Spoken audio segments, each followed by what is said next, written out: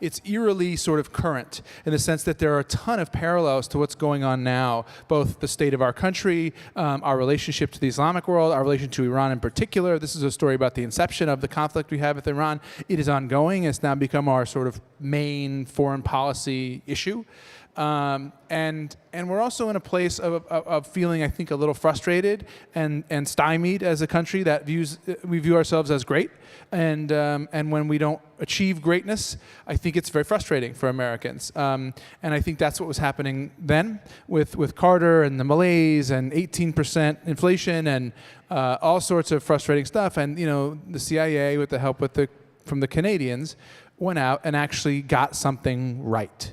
And that feeling that, when things are really going bad and everything's completely screwed up and you feel like you're never going to work, that you go out there and try something ridiculous out of a kind of uniquely American ingenuity and it works, that's what thrilled me about the script. I didn't grow up, and I grew up in a kind of in a normal family, and I have mostly normal friends. So I haven't really had too many people give me very much advice. They're normally just like, oh my God, what are you doing? But the people who I have worked with, most of they don't even really give it advice. It's mostly just support and love, and I've been so honored to work with such incredible people that I've learned from. But I think you can probably tell from my public speaking, I haven't gotten that much advice on it, and red carpets as well. So yeah, no, I'm still waiting to get a couple tips on how to shut up.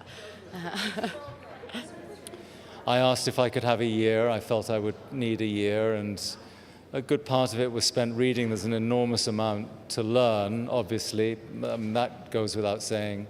And beyond that, it was really just the normal, slow process that I go through. It's hard to describe.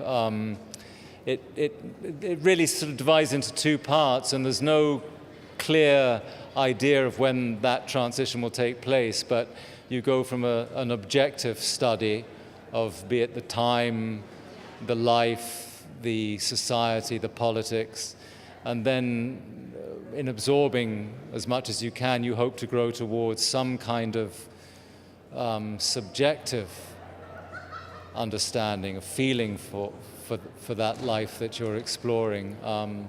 So it's hard to describe it, really. I'm going to London in March to film the next Muppets movie.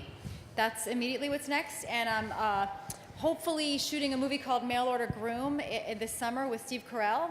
And then also my partner, Robert Carlock, and I have a new overall deal with NBC to eventually, over the next couple years, to develop another television show. I don't play golf.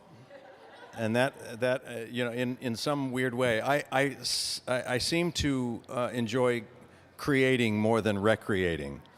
When you're an actor just starting out, you never plan for a vacation. First of all, you can't afford it.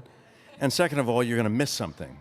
And so it gets ingrained in your lifestyle that you just go on searching and looking for your next job. That's what we do forever. So I have to stop and say, oh, no, wait. I can stop, say no, and take a vacation. And it's hard to get into that mindset.